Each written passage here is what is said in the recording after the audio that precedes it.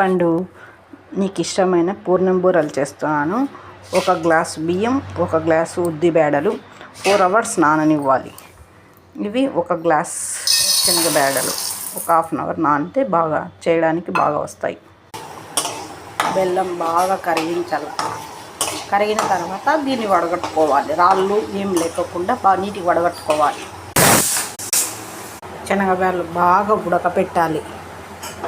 చూడండి, బాగా వడగట్టిన బెల్లం సిరప్ ఇందులో వేసేసుకోవాలి. వడగట్టిన బెల్లం సిరప్ బాగా